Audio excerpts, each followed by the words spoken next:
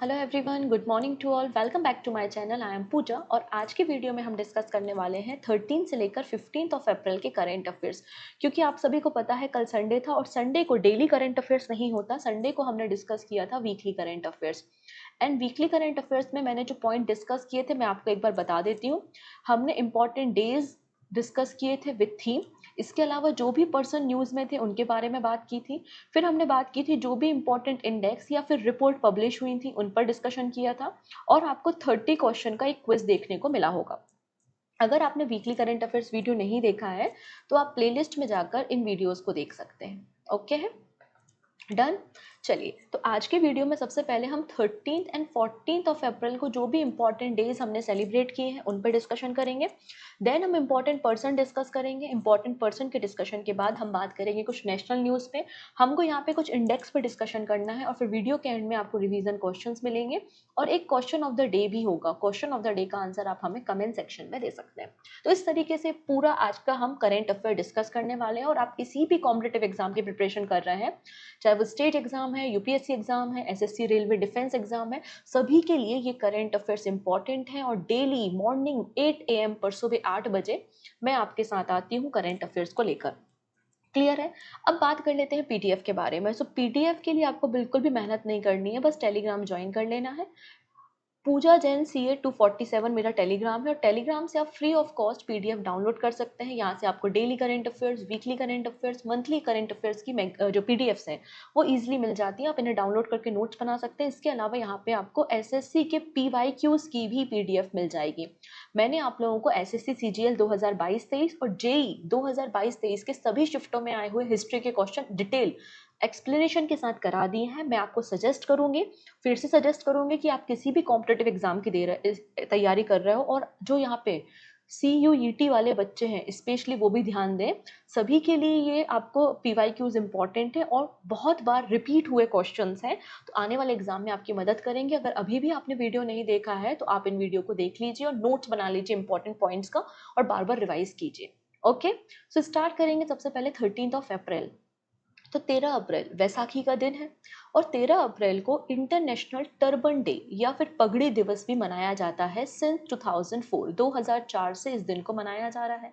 क्यों मनाया जा रहा है? तो बेसिकली जो सिख हैं, सिख कम्युनिटी है, उनका जो हेरिटेज है, उनका कल्चर है, उसे प्रोटेक्ट करने के लिए, लोगों को उनके कल्चर के डेडिकेशन के बारे में बताने के लिए बेसिकली 13 ऑफ अप्रैल को इंटरनेशनल टर्बन डे सेलिब्रेट किया जाता है।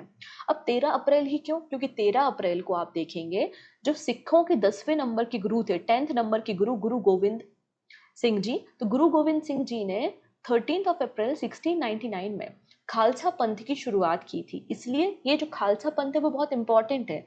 इसलिए 13 अप्रैल का दिन भी बहुत इंपॉर्टेंट है। तो 13 ऑफ अप्रैल 1699 में खालसा पंथ की शुरुआत हुई थी, इसलिए 13 ऑफ अप्रैल को इंटरनेशनल टर्बन डे हम मना रहे हैं। अब 13 अप्रैल को एक और इंसिडेंट हुआ था हमारी कंट्री में, जैसे हम ब्लैक डे भी बोलते हैं। इंडिया की हिस्ट्री का one of the darkest day भी बोला जाता है 13 ऑफ अप्रैल 1919, जिसे हम जलियांवाला बाग मैस्कर के नाम से जानते हैं। और इस साल इसकी 105 नंबर की एनिवर्सरी थी। ठीक है। बेसिकली रोलेक्ट एक्ट पास हुआ था। तो रोलेक्ट एक्ट के प्रोटेस्ट में 1919 में ये एक्ट पास हुआ था। तो इसके प्रोटेस्ट में अमृतसर के जलियांवाला बाग में एक पीसफुल प्रोटेस्ट चल रहा था, शांतिपूर्ण सभा चल रही थी। और शांतिपूर्ण जब सभा चल रही थी तो एक एंग्लो इंडियन ब्रिगेडियर थे जिनका नाम था REH डायर। उन्होंने गोरखा ब्रिटिश इंडियन आर्मी को ऑर्डर दे दिया गोली चलाने का, जिसमें हजारों की संख्या में इनोसेंट लोग, बच्चे और महिलाएं मारे गए। तो इसे हम 13 ऑफ अप्रैल 1919 में ये घटना हुई थी, वैसाखी का दिन था। इसे हम जलियांवाला बाग मैस्कर के नाम से जानते हैं। और जब ये कांड हुआ उसके बाद एक कमीशन भी बनाया गया था जिसका नाम था हंटर कमीशन। और हंटर कमीशन का काम था कि यहाँ पे जो जलियांवाला बाग मैस्कर हुआ है उसकी जांच करना। ठीक है। और फिर जब ये इंसिडेंट हुआ उसके बाद रविन्द्रनाथ टैगोर जी के पास जो नाइटहुड का टाइटल था, तो उन्होंने नाइटहुड का जो टाइटल था उसको भी त्याग दिया। ठीक है। नेक्स्ट आता है 13 अप्रैल और 14 ऑफ अप्रैल। यहाँ पे कई सारे देशों में, सॉरी, कई सारे राज्यों में, हमारे देश के कई सारे राज्यों में हार्वेस्टिंग फेस्टिवल मनाया गया। फसलों की कटाई की जाती है, रबी की फसल को काटा गया और हार्वेस्टिंग फेस्टिवल सेलिब्रेट किया गया। अब इन हार्वेस्टिंग फेस्टिवल को अलग अलग रीजन में अलग अलग नाम से जाना जाता है। जैसे कि पंजाब, तो पंजाब में इसे हम वैसाखी के नाम से जानते हैं। जब वैसाखी का त्यौहार मनाया जाता है तो वहाँ के जो मैन होते हैं वो भांगड़ा करते हैं, वहाँ की जो वीमेंस होती हैं वो गिद्धा डांस परफॉर्म करती हैं। इसके अलावा यहाँ के जो मेंस हैं वो ट्रेडिशनल एक मार्शियल डांस फॉर्म है गटका, तो गटका को भी परफॉर्म करते हैं। क्लियर। जैसे अगर आप आसाम में देखोगे तो आसाम में भोग बिहू के नाम से जाना जाता है। वैसे ही अगर हम वेस्ट बंगाल में जाते हैं तो वेस्ट बंगाल में इसे पोलिया वैसाख के नाम से जानते हैं, केरला में इसे विशु के नाम से जाना जाता है। वहीं अगर हम तमिलनाडु में देखें तो तमिलनाडु में इसे पुथांडु के नाम से जाना जाता है। तो हमने 13 और 14 अप्रैल को कई सारे राज्यों में अलग अलग तरीके से हार्वेस्टिंग फेस्टिवल को सेलिब्रेट किया है। चलिए नेक्स्ट है 14 अप्रैल। और 14 अप्रैल भी बहुत इंपॉर्टेंट डे है क्योंकि इस दिन हम सेलिब्रेट करते हैं भीम जयंती, जिसे अंबेडकर जयंती भी कहा जाता है, अंबेडकर रिमेम्बरेंस डे भी कहा जाता है। क्यों?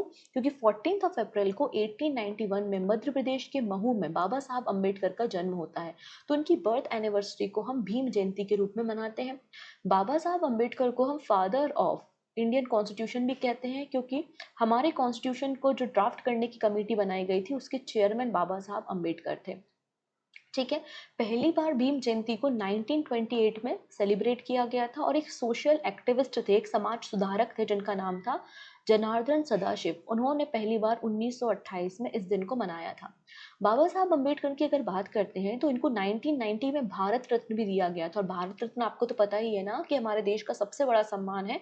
1990 में बाबा साहब अंबेडकर को दिया गया था, इसलिए 1991 को हमने ईयर ऑफ सोशल जस्टिस भी डिक्लेयर किया हुआ है। तो ये कुछ इंपॉर्टेंट डेज थे, इंपॉर्टेंट इवेंट थे जो हमने डिस्कस किए। अब अगले जो मैं पर्सन के बारे में बात कर रही हूँ वो बहुत इंपॉर्टेंट है हमारे लिए, क्योंकि मैं बात कर रही हूँ इंडिया के सेकेंड नंबर के पर्सन जो स्पेस में जा रहे हैं। मैं बात कर रही हूँ गोपी चंद्र तोथाकुरा के बारे में, जो कि विजयवाड़ा आंध्र प्रदेश से बिलोंग करते हैं और ये पहले इंडियन स्पेस टूरिस्ट बन गए हैं और सेकेंड इंडियन बन गए हैं राकेश शर्मा के बाद, जो कि स्पेस में जा रहे हैं। मैं आपको बता दूं राकेश शर्मा जी पहले इंडियन हैं जो कि स्पेस में गए थे 1984 में। ठीक है। अब यहाँ पे बात हो रही है कैसे स्पेस में जाएंगे, क्यों इन्हें पहला इंडियन स्पेस टूरिस्ट कहा जा रहा है। तो आप लोग ने अमेजोन के बारे में सुना होगा। अमेजोन के फाउंडर हैं जेफ बेजोस और उनकी अपनी एक स्पेस स्टार्टअप कंपनी है जिसका नाम है ब्लू ओरिजिन।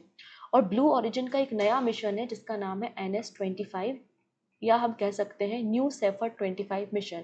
इसी मिशन से 6 क्रू मेंबर्स को स्पेस में भेजा जा रहा है। उनमें से एक आपको गोपी चंद देखने को मिल जाएंगे। NS-25 या फिर न्यू सेफर्ट प्रोग्राम का ये आप देखेंगे 7th नंबर की ह्यूमन फ्लाइट है जिसमें 6 मेंबर्स स्पेस में भेजे जा रहे हैं। आप यहाँ पे उन 6 क्रू मेंबर्स के नाम देख सकते हैं। हमारे लिए इम्पोर्टेंट कौन है? गोपी जी हैं, गोपी चंद, क्योंकि ये इंडियन है और सेकेंड नंबर के इंडियन है जो स्पेस में भेजे जा रहे हैं। कहाँ पर भेजे जाएंगे तो मैं आपको बता देती हूँ। इनको कार्बन लाइन को क्रॉस करके स्पेस में भेजा जाएगा। कार्बन लाइन क्या होती है? तो कार्बन लाइन एक बाउंड्री होती है जो कि लगभग 100 किलोमीटर के एल्टीट्यूड पे आपको देखने को मिल जाएगी। और ये लाइन बेसिकली एक वर्चुअल लाइन है, किसी ने जाके वहाँ पे ड्रॉ नहीं की हुई है। एक वर्चुअल लाइन है जो बताती है कि यहाँ हमारा एटमॉस्फेयर खत्म होता है और आउटर स्पेस शुरू होता है। तो इस तरीके की जो लाइन है आपकी वर्चुअल लाइन, उसको ही बेसिकली कार्बन लाइन कहा जाता है। तो यहाँ इसी कार्बन लाइन को क्रॉस करेंगे यहाँ पे गोपी चंद जी। जैसे कि मैंने बताया राकेश शर्मा पहले इंडियन थे और सोवियत यूनियन का एक मिशन था जिसका नाम है सोयूज T11 रॉकेट। तो इसी रॉकेट की मदद से ये स्पेस में गए थे और स्पेस में उन्होंने 7 डेज स्पेंड करने का काम किया था 1984 में राकेश शर्मा जी ने। क्लियर है? डन।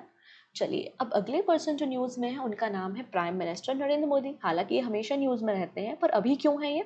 क्योंकि पहले प्राइम मिनिस्टर बन गए हैं after Indira Gandhi to feature on Newsweek cover. यहाँ पर एक जर्नलिस्ट हैं, न्यूज़ वीक यहाँ पे मैगजीन पब्लिश की जाती है।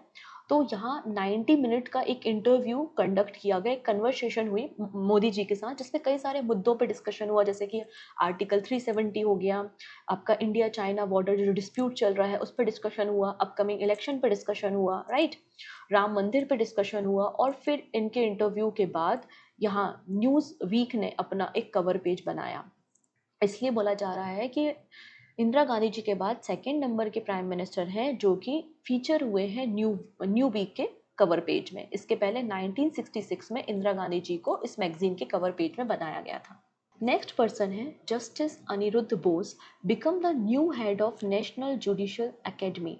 नेशनल जुडिशियल एकेडमी भोपाल में है, ठीक है, जो कि 1993 में फॉर्म हुई थी, 1993 में इसका फॉर्मेशन हुआ था। और ये सोसाइटी रजिस्ट्रेशन एक्ट 1860 के अंदर रजिस्टर भी है। और इस एकेडमी को फंड कौन करता है, तो इस एकेडमी को गवर्नमेंट ऑफ इंडिया फंड करती है। इस एकेडमी का काम क्या होता है, तो बेसिकली ये सुप्रीम कोर्ट ऑफ इंडिया के इंस्ट्रक्शन पे काम करती है। यहाँ पे जो भी जजेस होते हैं उनको प्रॉपरली ट्रेनिंग प्रोवाइड की जाती है, या फिर जो सुप्रीम कोर्ट या हाई कोर्ट के पर्सनल हैं, कर्मचारी हैं, कैसे काम करना है, वो प्रॉपर ट्रेनिंग यहाँ पर इस एकेडमी में देखने को मिलती है। तो नेशनल जुडिशियल एकेडमी के हेड किसे बनाया गया है, तो जस्टिस अनिरुद्ध बोस जी को बनाया गया है रिसेंटली। डन। नेक्स्ट पर्सन के बारे में बात करते हैं, इनका नाम है Sushil Sharma, appointed CMD of Satluj Jal Vidyut Nigam limited. तो सतलज जल विद्युत निगम लिमिटेड, इसका बारे में आपने पहले भी सुना होगा। अभी 15th नंबर से CIDC अवार्ड भी इन्हें दिया गया है, राइट। तो सतलज जल विद्युत निगम लिमिटेड का फॉर्मेशन 1988 में हुआ था, और गवर्नमेंट ऑफ इंडिया और गवर्नमेंट ऑफ हिमाचल प्रदेश का एक जॉइंट वेंचर है, जो कि hydro electric power, thermal power, renewable energy जैसे कई सारे सेक्टर में काम करता है, ठीक है। तो इसी बॉडी का CMD मतलब चेयरमैन एंड मैनेजिंग डायरेक्टर किसे बनाया गया है, आंसर हो जाएगा सुशील शर्मा जी को बनाया गया है। डन। चलिए अगली पर्सन के बारे में बात करते हैं, जिनका नाम है लिंडी कैमरून, ठीक है। UK first women high commissioner to India. तो यूके ने पहली बार किसी वीमेन को इंडिया में अपना दूत या हाई कमिश्नर अपॉइंट किया है, और उनका नाम क्या है, तो लिंडी कैमरून है। अगर हम यूके के बारे में बात करते हैं, तो अगर आप नदर्न आयरलैंड, स्कॉटलैंड, इंग्लैंड और वेल्स को मिला देते हैं, तो ये जो पार्ट बनता है इसे ही हम यूके के नाम से, मतलब यूनाइटेड किंगडम के नाम से जानते हैं। कुछ दिन पहले मैंने आपके साथ डिस्कशन किया था कि अपकमिंग जो हमारे पेरिस ओलंपिक्स होने वाले हैं उसमें फ्लैग बियरर के बारे में बात की थी, और हमारे चीफ द मिशन के बारे में बात की थी कि चीफ द मिशन कौन, मैरी कॉम रहने वाली है। लेकिन मैरी कॉम ने स्टेप डाउन कर लिया है कुछ पर्सनल रीजन की वजह से, तो बहुत जल्दी यहाँ पे नए आपको चीफ द मिशन देखने को मिलेंगे, क्योंकि मैरी कॉम अब नहीं है पेरिस ओलंपिक की चीफ द मिशन। इस बात को आप अपडेट कर लीजिएगा अगर आपने कहीं नोट्स बनाए हुए हैं। चलिए लास्ट पर्सन जिनके बारे में आज हमें डिस्कशन करना है वो है Jain Acharya Lokesh Muni, honoured with American president's gold voluntary service award. तो ये जो American president gold voluntary service award है, इस अवार्ड की शुरुआत 2003 में हुई थी। तो कोई भी पर्सन जो 500 आवर 500 घंटे वॉलेंट्री सर्विसेज करता है यूएसए में, मतलब यूएसए में फिलैंथ्रोपी वर्क कर रहा है, परोपकारी काम कर रहा है वॉलेंट्री नेचर में, तो उसको बेसिकली ये अवार्ड दिया जाता है। तो यहाँ पर ये अवार्ड जैन आचार्य लोकेश मुनि को दिया गया, और ये पहले इंडियन मॉन्क हैं जिनको American president gold voluntary service award दिया जा रहा है। अगर मैं आपको आचार्य लोकेश मुनि जी के बारे में बताऊं, तो कुछ समय पहले मिनिस्ट्री ऑफ एक्सटर्नल अफेयर्स ने इन्हें ग्लोबल पीस एम्बेसडर भी अपॉइंट किया था। तो ये ग्लोबल पीस एम्बेसडर भी हैं, ये बात भी आप नोट डाउन कर लीजिएगा, ठीक है। इन्हें अवार्ड क्यों मिला है, तो पब्लिक गुड और ह्यूमैनिटी के फील्ड में काम करने के लिए मिला है। आचार्य लोकेश मुनि फाउंडर हैं अहिंसा विश्व भारत और world peace centre in India के। ओके, डन इतनी चीजें। चलिए तो ये कुछ पर्सन थे जिनके बारे में हमने डिस्कस किया। अब बात करते हैं हम नेशनल और स्टेट न्यूज़ पे। तो सबसे पहले बात करेंगे HDFC bank, become the first private bank to open branch in Lakshadweep. तो HDFC बैंक पहला हमारे देश का प्राइवेट बैंक बन गया है जिसने अपनी ब्रांच को लक्षद्वीप के आइलैंड कवरती में ओपन किया है। क्यों ओपन किया है, जिससे बैंकिंग इंफ्रास्ट्रक्चर को और मजबूत किया जा सके और डिजिटल टेक्नोलॉजी की मदद से फाइनेंशियल सपोर्ट भी किया जा सके लक्षद्वीप के आइलैंड के निवासियों को। इसलिए HDFC बैंक ने अपनी पहला प्राइवेट सेक्टर बैंक बन गया जिसने लक्षद्वीप में अपनी ब्रांच को ओपन करने का काम किया है। It also upgrade the banking infrastructure in union territory। ठीक है, इतनी चीज़ें। अब यहाँ पे HDFC बैंक की कई सारी ब्रांचेस हैं जो कि कश्मीर से लेकर कन्याकुमारी तक फैली हुई आपको दिखाई देंगी। और यहाँ पर अगर आप देखेंगे जुलाई 2023 में, तो जुलाई 2023 में HDFC और HDFC बैंक का मर्जर भी अप्रूव कर दिया गया था। HDFC बैंक के CEO कौन है, तो शशिधर जगदीशन है, और यहाँ पे इस बैंक के फाउंडेशन कब हुआ था, तो 1994 में हुआ था। मुंबई महाराष्ट्र में हेडक्वार्टर मिल जाएगा।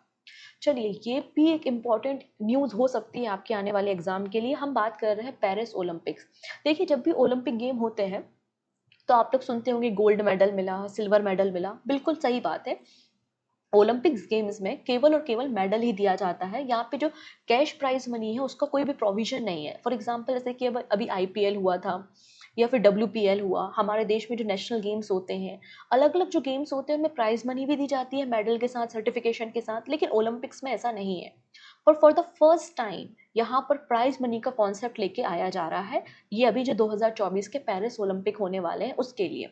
तो first sport to pay medal winner prize money in Olympics track and field. तो ट्रैक एंड फील्ड में जो गोल्ड मेडलिस्ट होंगे उनको यहाँ पर प्राइज मनी दी जाएगी 2024 के पेरिस ओलंपिक में।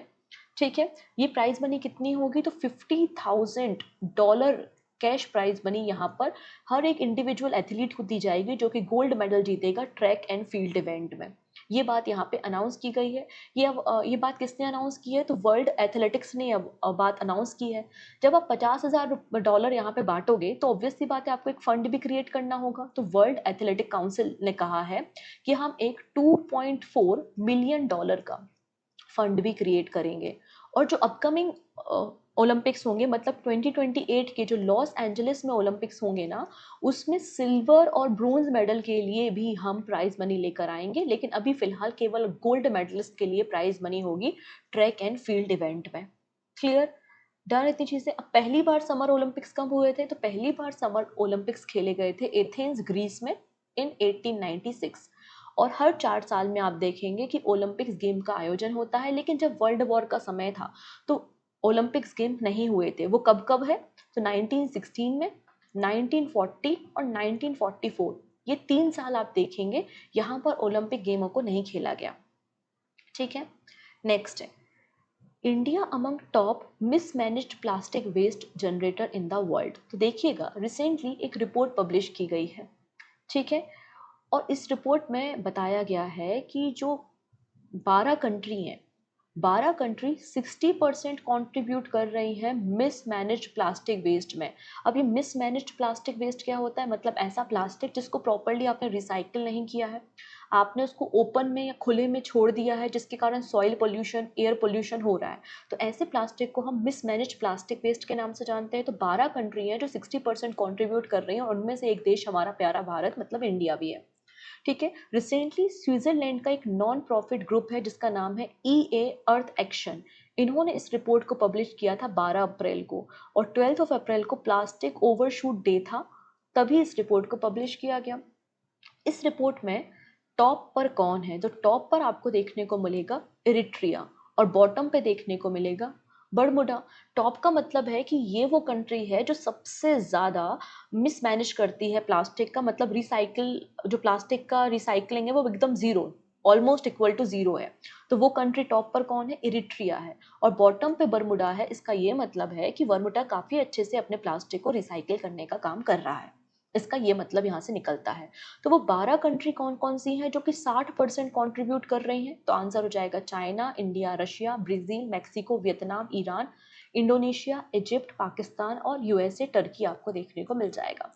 ठीक है, अब बात करते हैं कि पर कैपिटा, मतलब हर एक इंडिविजुअल व्यक्ति सबसे ज़्यादा प्लास्टिक वेस्ट कहाँ पे क्रिएट करता है, तो आंसर हो जाएगा Belgium. Belgium is the top generator of per capita plastic waste. Belgium का हर एक व्यक्ति हर एक साल में 147 केजी प्लास्टिक को जनरेट करता है। ठीक है, अब यहाँ पे देखेंगे Oman. Oman top the list of country having the highest per capita mismanaged plastic waste.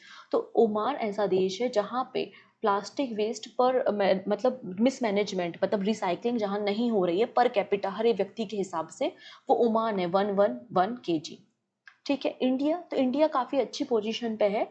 तो इंडिया में अगर पर कैपिटा प्लास्टिक वेस्ट देखेंगे आप तो आपको 8 केजी देखने को मिलेगा, जो कि काफ़ी कम है। बट यहाँ पे बोला है मिसमैनेज के मामले में इंडिया काफ़ी आगे है। 2024 में आप देखेंगे 7.4 मिलियन टन ऐसा प्लास्टिक होगा जिसको हमने रिसाइकिल नहीं किया, और लगातार ये ग्रोथ हो रही है, लगातार ये बढ़ता जा रहा है। ठीक है, अगर पूरा ग्लोबल प्लास्टिक वेस्ट हम देखते हैं कि पूरे वर्ल्ड में कितना प्लास्टिक वेस्ट है, तो आप देखेंगे उसमें 7.11% का इजाफा आपको देखने को मिल जाएगा। ठीक है, चलिए अब बात करते हैं एक मिलिट्री एक्सरसाइज के बारे में जिसका ये 5th एडिशन था। नाम है दस्तलिक एक्सरसाइज। और दस्तलिक एक ज्वाइंट मिलिट्री एक्सरसाइज है बिटवीन इंडिया एंड उज्बेकिस्तान। इसका 5वां एडिशन हो रहा है उज्बेकिस्तान में। और ये 14 डेज 14 दिनों तक चलने वाली एक्सरसाइज है, जिसमें इंडियन अपनी इंडियन मिलिट्री और आपकी उज्बेकिस्तान की मिलिट्री पार्टिसिपेट करेंगे। दोनों की आर्म फोर्सेज यहाँ पे ट्रेनिंग करेंगे। ये एक्सरसाइज 15 अप्रैल से लेकर 28 अप्रैल तक रन होनी है। अब इस एक्सरसाइज का जो चौथे नंबर का एडिशन था, 4th एडिशन इंडिया में ही हुआ था, उत्तराखंड में। और सिंस 2019 से आप दस्तलिक एक्सरसाइज को देख पाएंगे। ठीक है, चलिए अब यहाँ पर एक बहुत बड़ी डील साइन हुई है और ये अभी तक की सबसे बड़ी डील बताई जा रही है HAL के साथ, जहाँ पर हम इंडिजीनियसली डेवलप्ड हमारे प्लेन्स को, एयरक्राफ्ट को परचेज करने वाले हैं। तो defence ministry issue 65,000 crore rupees tender to HAL for 97 LCA Mark 1A fighter jet. तो गवर्नमेंट ऑफ इंडिया मतलब मिनिस्ट्री ऑफ डिफेंस ने एक टेंडर इशू किया, जहां पर वो 97 इंडिजीनियस मतलब made in India manufactured LCA Mark 1A fighter aircraft को परचेज करेगी। परचेज किससे करेगी? HAL, हिंदुस्तान एरोनॉटिक्स लिमिटेड से इसे परचेज किया जाएगा, जिसके लिए 65,000 करोड़ रुपीस का यहाँ पे टेंडर पास किया गया है। ठीक है, ये जो नए एयरक्राफ्ट होंगे Mark 1A, तेजस का बेसिकली तेजस का अपग्रेडेड वर्जन है। और ये MiG-21, MiG-23 और MiG-27 को रिप्लेस करने का काम करेगा। अभी यहाँ पे बात हो गई HAL के बारे में। तो HAL को पहले हम हिंदुस्तान एयरक्राफ्ट लिमिटेड के नाम से जानते थे और 1940 में फॉर्मेशन हुआ था। बाद में हमने इसका नाम चेंज किया क्योंकि मर्जर हो गया था। तो यहाँ पर जो हिंदुस्तान एयरक्राफ्ट लिमिटेड है वो मर्ज हो गया था एरोनॉटिक्स इंडिया लिमिटेड के साथ 1964 में। और 1964 से हम इसे HAL, हिंदुस्तान एरोनॉटिक्स लिमिटेड के नाम से जानते हैं। बेंगलुरु में इसका हेडक्वार्टर आपको मिल जाएगा। डन। चलिए अब रशिया के बारे में बात कर लेते हैं। रशिया ने रिसेंटली लॉन्च किया है अपना न्यू हैवी लिफ्ट रॉकेट, जिसका नाम है अंगारा A5। तो अंगारा किसका रॉकेट है? अंगारा रॉकेट है रशिया का, और ये 3rd नंबर का है। मतलब इस सीरीज का ये 3rd नंबर का रॉकेट है जिसकी टेस्टिंग रिसेंटली रशिया ने की है। ठीक है, इसके पहले जो टेस्टिंग हुई थी वो 2014 में हुई थी, फिर 2020 में हुई थी, और ये 3rd नंबर की टेस्टिंग रिसेंटली की गई है। अब ये प्रोग्राम कब आया? तो ये जो अंगारा प्रोजेक्ट है वो 1991 में रशिया लेकर आया था, जब USSR सेपरेट हो चुका था, रशिया कंट्री फॉर्म हो चुकी थी। उसके बाद इनको ज़रूरत पड़ी कि हमें डोमेस्टिक एक लॉन्चिंग व्हीकल तो हमारे पास अच्छा हैवी लिफ्ट होना चाहिए, तब वहाँ पर अंगारा प्रोजेक्ट को लॉन्च किया गया था। ये लगभग 15,000 माइल या आप कह सकते हैं लगभग 25,000 किलोमीटर की हाइट तक एयरक्राफ्ट्स को ले जाने में कैपेबल होगा। रशिया की कैपिटल मॉस्को है और रूबल यहाँ पे करेंसी आपको मिल जाएगी। चलिए अब यहाँ पे एक और इंडेक्स के बारे में बात करेंगे हम, वो है साइबर क्राइम इंडेक्स। इंडेक्स के बारे में डिस्कशन करने से पहले आप लोगों को मैं बोलना चाहती हूँ, अगर आपको वीडियो पसंद आता है, यूज़फुल लग रहा है, तो अपने फ्रेंड्स के साथ शेयर करना नहीं भूलेंगे। एंड पहली बार आ रहे हो तो प्लीज़ सब्सक्राइब कर लो चैनल को, जिससे अपकमिंग क्लासेस के नोटिफिकेशन मिल सके। And question of the day का आंसर सभी लोग कमेंट सेक्शन में देंगे, और लाइक बटन पे क्लिक करना तो बिल्कुल भी नहीं भूलेंगे। ठीक है, चलो अब बात करेंगे वर्ल्ड साइबर क्राइम इंडेक्स के बारे में। ये पहला एडिशन है, इस तरीके की पहली रिपोर्ट पब्लिश की जा रही है। पहली चीज़ तो ये क्लियर हो गया। रशिया यहाँ पे टॉप पर है। रशिया के बाद उसका ही पड़ोसी जिसके साथ ये लड़ाई चल रही है, रशिया, यूक्रेन एंड चाइना। ये टॉप 3 कंट्री है जहाँ पे साइबर क्राइम सबसे ज़्यादा है। इंडिया कहाँ है? टॉप 10 में है। यस, इंडिया 10th पोजीशन पे आपको देखने को मिलेगा साइबर क्राइम में, और इंडिया की स्कोर है 6.13। ठीक है, डन। यहाँ पे बोला गया कि 2024 में एस्टिमेट 9.22 ट्रिलियन रुपीस के साइबर क्राइम्स हुए हैं, और 2028 में ये बढ़कर 13.82 ट्रिलियन डॉलर के साइबर क्राइम्स हो जाएंगे। अभी रिपोर्ट किसने पब्लिश की है? तो वर्ल्ड साइबर क्राइम इंडेक्स को बेसिकली यहाँ पर एक जॉइंट पार्टनरशिप से पब्लिश किया गया है। University of Oxford and UNSW Canberra ने इसे पब्लिश किया, जिसमें 100 कंट्रीज शामिल हैं। किस तरीके से स्कैम होते हैं, किस तरीके से साइबर फ्रॉड होते हैं, तो अलग अलग कैटेगरी में यहाँ पे सर्वे किया गया और उसके बाद इस इंडेक्स को रिलीज किया गया है, जिसमें रशिया टॉप पर आपको मिल जाएगा। ओके, चलिए आज का लास्ट टॉपिक हम डिस्कस करने वाले हैं, वो है CDP सुरक्षा प्लेटफॉर्म। तो रिसेंटली गवर्नमेंट ऑफ इंडिया ने जो हॉर्टिकल्चर फार्मर्स होते हैं ना, हॉर्टिकल्चर फार्मर्स मतलब जो वेजिटेबल लगाते हैं, फलों या फूलों सब्जियों का उत्पादन करते हैं, उन्हें हम हॉर्टिकल्चर फार्मर्स कहते हैं। तो उनको भी तो फसलों का उत्पादन करने के लिए फर्टिलाइज़र की ज़रूरत है या उसके स्टोरेज की ज़रूरत है, तो उनको भी लोन की या सब्सिडी की ज़रूरत होती है। तो यहाँ पर सब्सिडी को डिस्ट्रीब्यूट करने के लिए एक डिजिटल प्लेटफॉर्म लॉन्च किया है जिसका नाम है सुरक्षा प्लेटफॉर्म। तो सुरक्षा प्लेटफॉर्म किसके लिए है? हॉर्टिकल्चर फार्मर्स के लिए है, ठीक है। तो government has come up with a new platform to disperse subsidy to the horticulture farmers under the cluster development programme, ठीक है। अब यहाँ पे बात हो रही है cluster development programme Suraksha platform के बारे में, जो कि एक डिजिटल प्लेटफॉर्म है। तो सुरक्षा का फुल फॉर्म क्या है? System for unified resource allocation knowledge and secure horticulture assistant, इसका फुल फॉर्म है system for unified resource allocation knowledge and secure horticulture assistant, ठीक है। इसमें क्या होगा? इसमें डायरेक्टली जो हॉर्टिकल्चर फार्मर्स हैं उनको ई रुपी बाउचर दिया जाएगा और ई रुपी बाउचर को वो कभी भी रिडीम करा सकते हैं जब भी उनको रिक्वायरमेंट हो। और ये इंट्रीगेट होगा, मतलब इसको किससे आप रिडीम करा सकते हो? तो आप यहाँ पे लिंक किया गया है इसे एनपीसीआई मतलब national payment corporation of India के साथ। तो क्वेश्चन ये बन जाता है कि ये ई रुपी बाउचर क्या है? तो ई रुपी बाउचर बेसिकली एक एसएमएस या फिर क्यूआर कोड जनरेट होगा और किसानों के फ़ोन में पहुंचाया जाएगा, ठीक है। ये हो गया आपका ई रुपी बाउचर। अब इसे आप रिडीम करा सकते हैं, ठीक है। फॉर एग्जांपल एक हॉस्पिटल का अगर हम एग्जांपल यहाँ पे कंसीडर करते हैं, तो मान लेते हैं कि कोई एक गवर्नमेंट ने डिजिटल कार्ड या आयुष्मान कार्ड के अंदर आपको ई रुपी का एक बाउचर दिया, 5,000 रुपये का बाउचर है, आपको एसएमएस कर दिया या क्यूआर कोड आपको भेज दिया, ठीक है, 5,000 रुपये का। आप पर्टिकुलर हॉस्पिटल में गए और आपने अपना ट्रीटमेंट कराया, अप टू 5,000 रुपीज़ का आपने ट्रीटमेंट कराया और आपने ये ई वाउचर उनको दे दिया, तो यहाँ से वो रिडीम हो जाएगा। तो आपको यहाँ पे कैश में ट्रांजेक्शन नहीं करना पड़ेगा, अपने पैसे नहीं देने पड़ेंगे। इस तरीके से ई रुपी वाउचर यहाँ पे काम करता है। तो हॉर्टिकल्चर के फार्मर को भी ई रुपी वाउचर एसएमएस या क्यूआर कोड के जरिए दिया जाएगा। अब यहाँ पे जो एप्लीकेशन या प्लेटफॉर्म लॉन्च किया है, इसमें एक डेटाबेस तैयार होगा जिसमें सारे के सारे पीएम किसान बेनिफिशरीज भी ऐड होंगे। एक क्लाउड डेटाबेस तैयार होगा, इसका इंटीग्रेशन किया जाएगा उडई वेरिफिकेशन के साथ, ई रुपी इंटीग्रेशन किया जाएगा, जियो टैगिंग और जियो फेंसिंग भी यहाँ पे की जाएगी। अभी बात हो रही है हॉर्टिकल्चर क्लस्टर डेवलपमेंट प्रोग्राम। ये सेंट्रल गवर्नमेंट का एक स्कीम है। इसका मकसद ये है कि हॉर्टिकल्चर जो फार्मर्स है ना, उनकी इनकम को डबल करना है और जो हमारे एक्सपोर्ट है उसको भी 20% तक इंक्रीज करना है, इसलिए इसे तैयार किया गया था। प्रेजेंटली हमारे देश में 55 क्लस्टर्स हैं। प्रेजेंटली हमारी कंट्री में 55 हॉर्टिकल्चर क्लस्टर्स आपको देखने को मिलेंगे, ठीक है। और 4 नए क्लस्टर भी तैयार किए जा रहे हैं, पाइपलाइन में है। वो 4 नए क्लस्टर कौन कौन से हैं तो आप देखेंगे, फ्लोरिकल्चर क्लस्टर वेस्ट बंगाल में, coconut cluster Kerala and Tamil Nadu में, वाइट अनियन क्लस्टर इन गुजरात में, ठीक है। तो आप इनकी लोकेशन भी याद रखेंगे। डन। ये ई रुपी क्या होता है वो मैंने आपको एक्सप्लेन कर दिया है, ओके।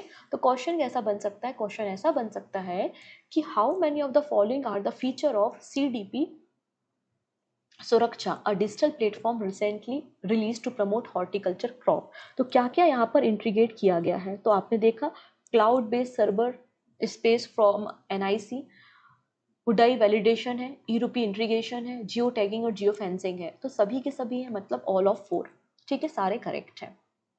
नेक्स्ट क्वेश्चन है, with which organization has खनिज विदेश इंडिया लिमिटेड मतलब KABIL recently sign MOU for technical and knowledge cooperation for the critical mineral. तो यहाँ पर काबिल ने रिसेंटली किस ऑर्गेनाइजेशन के साथ एक पार्टनरशिप की है नॉलेज एंड टेक्निकल सपोर्ट के लिए? तो आंसर हो जाएगा CSIR IMMT मतलब council of scientific and industrial research, institute of mineral and material technology. Done.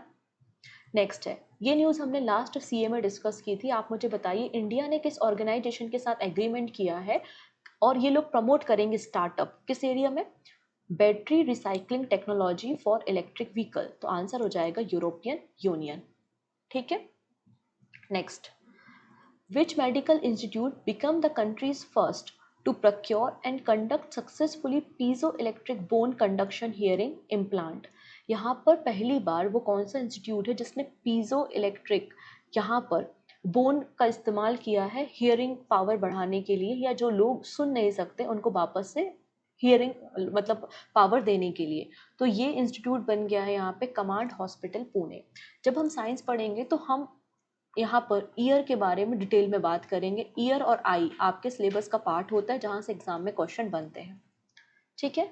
Next है, what is the name of project started by Indian army for induction of indigenously developed automated air defense control and reporting system to boost its air defense capability। तो Indian army ने recently यहाँ पर आकाश तीर को induct किया है अपनी air defence capability को स्ट्रॉन्ग करने के लिए। और इसे तैयार किसने किया है? बीईएल, भारत इलेक्ट्रिक लिमिटेड ने इसे तैयार किया है। डन। चलिए, this is question of the day. Recently election commission of India ने एक एप्लीकेशन को लॉन्च किया था। ये एप्लीकेशन में लगभग, जब से इलेक्शन की डेट अनाउंस हुई है, लगभग 73,000 एप्लीकेशन सबमिट हो चुकी हैं। कोई भी पॉलिटिकल पार्टी या कोई भी कैंडिडेट जो कि इलेक्शन लड़ रहा है, उसको एक फेयर अपॉर्चुनिटी मिले, इसलिए इस एप्लीकेशन को लॉन्च किया गया है, ठीक है। आपको बस बताना है कि उस एप्लीकेशन का नाम क्या है। ओके, तो ये आपका क्वेश्चन ऑफ द डे है जिसका आंसर आप हमें कमेंट सेक्शन में दे सकते हैं। बाकी सारी बातें हम नेक्स्ट वीडियो में डिस्कस करेंगे। ओके, सो मिलते हैं नेक्स्ट वीडियो में। जाते जाते लिंक को शेयर करके जाएंगे अपने फ्रेंड्स के साथ। Take care and bye bye.